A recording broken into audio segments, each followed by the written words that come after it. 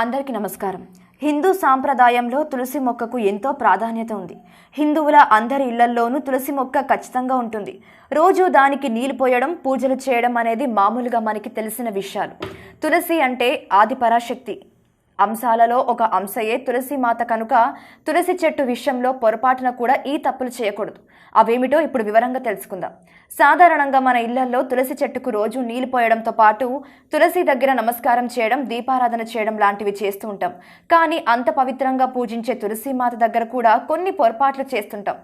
పవిత్రంగా పూజించడం ఎంత ధర్మమో, పవిత్ర సమయంలో తులసి ఆకులను తుంచడం కూడా అంతే అధర్మం.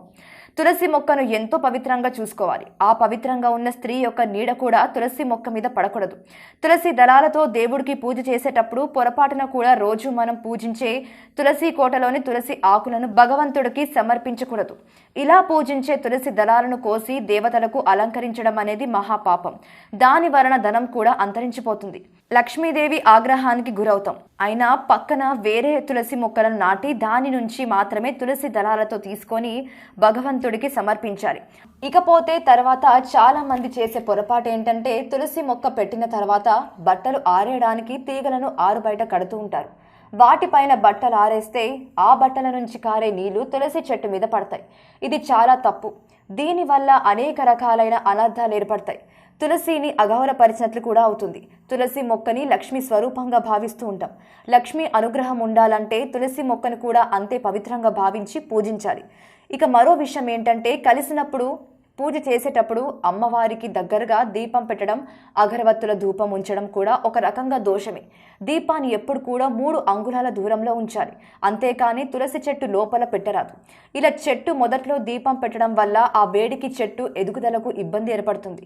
దానివల్ల మనకి పాపం తగులుతుంది. కనుక తులసి చెట్టు దగ్గర దీపం పెట్టాలన్నా, రూపం సమర్పించాలని 3 అంగుళాల దూరంలో ఉంచాలి. ఎవరికైనా తులసి మొక్కను ఇచ్చేటప్పుడు ప్రధాన కుండీలో ఉన్న తులసి మొక్కను ఏ పరిస్థితిలోనూ ఇవ్వకూడదు. దాని పక్కన చిన్న చిన్న మొక్కలు విడిగా వస్తే వాటిని ఇవ్వచ్చు. ప్రధాన మొక్కని ఎప్పుడు కూడా ఎవ్వరికి ఇవ్వకూడదు. మనం పూజ చేసేటప్పుడు పసుపు గణపతిని చేస్తుంటాం. పూజ పూర్తయిన తర్వాత ఆ గణపతిని తీసుకొని వెళ్ళి తులసి కోటలో పెడతాం. అలా ఇప్పుడు పెట్టకూడదు. ఒక వినాయక చవితి రోజు తప్ప మిగతా రోజులలో తులసి దళాలతో పూజ చేయము. వినాయకుడికి అందుకని ఏ పరిస్థితుల్లోనూ పసుపు గణపతిని తీసుకెళ్లి తులసి కోటలో ఉంచరాదు. తులసి మొక్కలకు నీళ్లు పోసే విషయంలో కూడా ఒక రోజు ఎక్కువ నీళ్లు పోసి మరొక రోజు అసలు నీరు పోయకుండా ఉండడం వంటి పనులు చేయకూడదు. ప్రతిరోజు స్నానం చేసి తులసి కోటకు నీటిని సమర్పించాలి. ఆ నీరు కూడా దాని మొదలు తడిచేలాగా పోయాలి. పొరపాటున కూడా ఎండిపోయిన తులసి మొక్కని ఇంటిలో ఉంచరాదు. ఒకవేళ ఇంటిలో తులసి మొక్క వాడిపోయినా, నిద్రపోయినా దానిని ప్రవహించే నదిలో కానీ, చెరువులో కానీ, బావిలో కానీ వేయాలి. ఎండిన తులసి మొక్కను ఇంట్లో ఉంచినట్లయితే దాన్ని అశుభంగా భావిస్తారు. మా ఇంటి పైన చెడు ప్రభావం పడుతుంది.